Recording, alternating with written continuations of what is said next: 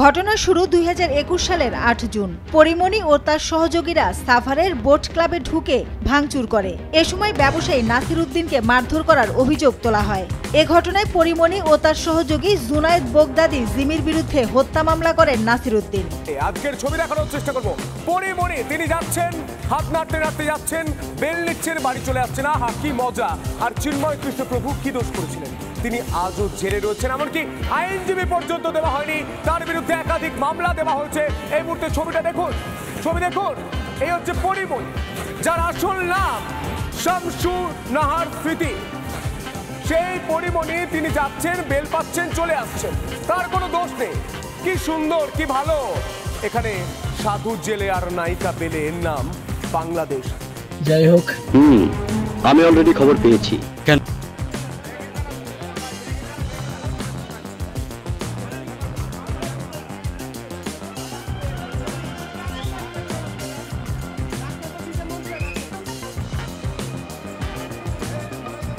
আজকে দেখানোর চেষ্টা করবো কে এই পরিমণি। প্রথম তথ্য, আসল নাম শামসুন নাহার স্মৃতি। পরের তথ্য, বাংলাদেশি মডেল ও অভিনেত্রী। বাংলাদেশি মডেল এবং অভিনেত্রী, বিতর্কিত, অনেক বিতর্কেই তিনি থাকেন, অনেক বিতর্কে তিনি জড়িয়ে পড়েন। আগে মাদক চক্রে নাম জড়িয়েছিল এই নায়িকা, এর আগে মাদক চক্রে নাম জড়িয়েছিল, জেলেও কেটেছিল। কতদিন জেল কেটেছিল? 27 দিন জেলে থাকতে হয়েছিল এই পরিমণিকে। সেই পরিমণিকে বেল দিয়ে দেয় ইউনূস সরকার।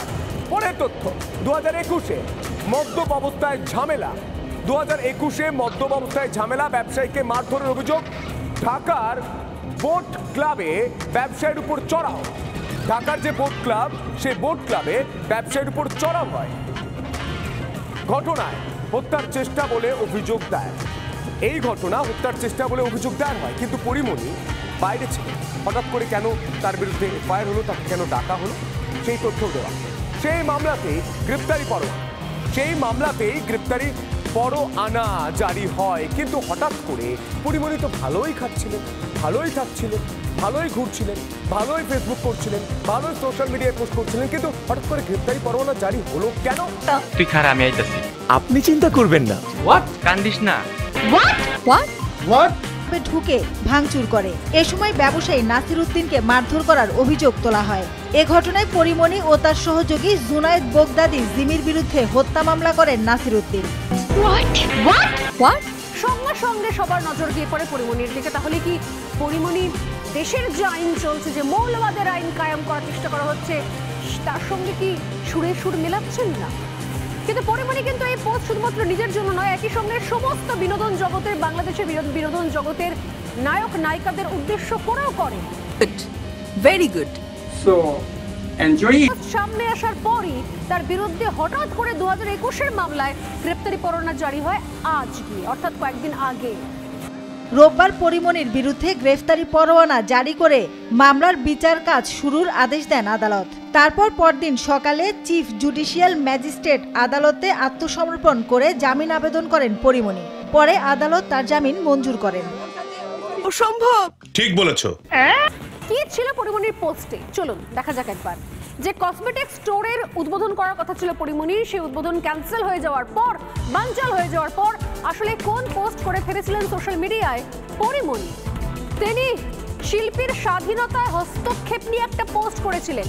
তিনি লিখেছিলেন যে এতদিন চুপ করে থাকা যায় নাকি। সোশ্যাল মিডিয়ায় লিখছেন পরিমণি, তার সঙ্গে লিখছেন যে নিজেকে খুব পরাধীন মনে হচ্ছে। আর কি লিখছে পরিমণি? লিখছেন যে শিল্পীদের এত বাধা আসবে কেন। আমি আবারও বললাম, শিল্পীদের বাধার জন্যই তার একটা উদ্বোধন ক্যান্সেল হয়ে গিয়েছিল, বানচাল হয়ে গিয়েছিল, এই মৌলবাদীদের জন্য, তাদের ফতোয়ার জন্য।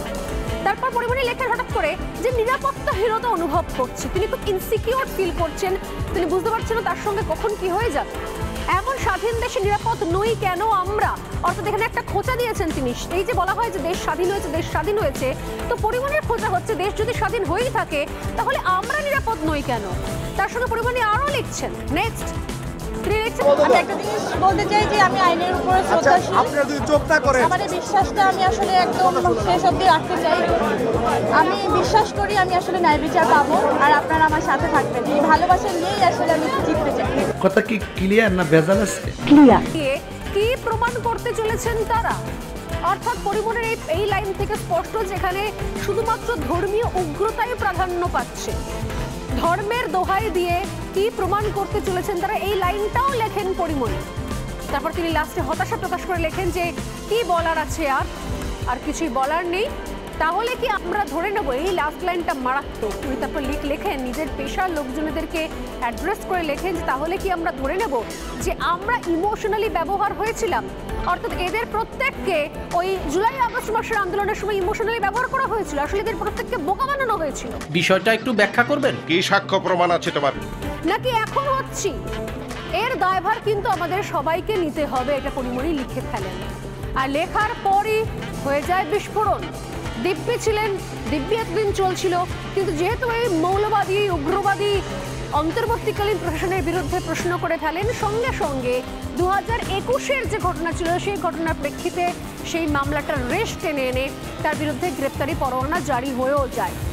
কিন্তু পরিমণি শেষ পর্যন্ত বাংলাদেশের জনপ্রিয় নায়িকা এবং অবশ্যই সংখ্যালঘু, এই অর্থাৎ দেশের সংখ্যাগুরু আমাদের বলে বলে অভ্যেস হয়ে গেছে, বাংলাদেশের ক্ষেত্রে মুসলিম ধর্মের নায়িকা। তো সেই জায়গা থেকে দাঁড়িয়ে সঙ্গে সঙ্গে তিনি যান তার পরের দিনই, অর্থাৎ আজ সকালে, এবং তার জামিনটা তিনি পেয়েও যান সঙ্গে সঙ্গে।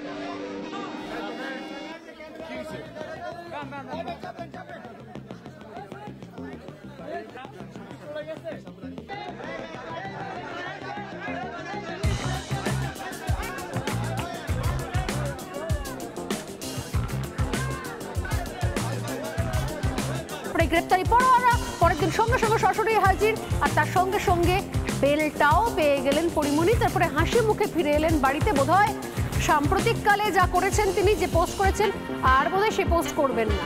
বিচার পাবো আর আপনারা আমার সাথে থাকবেন, এই ভালোবাসা নিয়েই আসলে আমি জিততে চাই। তার আইনজীবী বলেন, পরিমণির বিরুদ্ধে একটি মামলা চলাকালীন আরও একটি মামলা করেন ব্যবসায়ী নাসিরউদ্দিন। একই সাথে দুটি মামলা চলতে পারে না বলে জানান তিনি। আমরা মনে করি যে এই বিষয়ে আরেকটি মামলা চলমান থাকা সঠিক হয়নি বলে আমরা আইনজীবীরা মনে করেছি বলেই দরখাস্ত দিয়েছিলাম। তো যাই হোক, আমরা ট্রায়াল ফেস করব।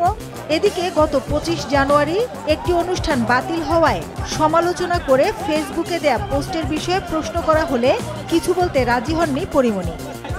মুহূর্তের মধ্যে আগের দিন গ্রেপ্তারি পরোয়ানা জারি হলো, এর আগে এত অভিযোগ ছিল, একটা প্রতিবাদী পোস্ট, তারপরে গ্রেপ্তারি পরোয়ানা, পরের দিন সঙ্গে সঙ্গে সরাসরি হাজির, আর তার সঙ্গে সঙ্গে বেলটাও পেয়ে গেলেন পরিমণি। তারপরে হাসি মুখে ফিরে এলেন বাড়িতে। বোধহয় সাম্প্রতিককালে যা করেছেন তিনি, যে পোস্ট করেছেন, আর বোধহয় সে পোস্ট করবেন না। সবশেষ আপডেট জানতে সাবস্ক্রাইব করুন আমাদের এই চ্যানেলে, আর বেল আইকনটি অন করে রাখুন। ধন্যবাদ পুরো ভিডিওটি দেখার জন্য, আর আপনাদের মন্তব্য আমাদেরকে উৎসাহ জাগায়।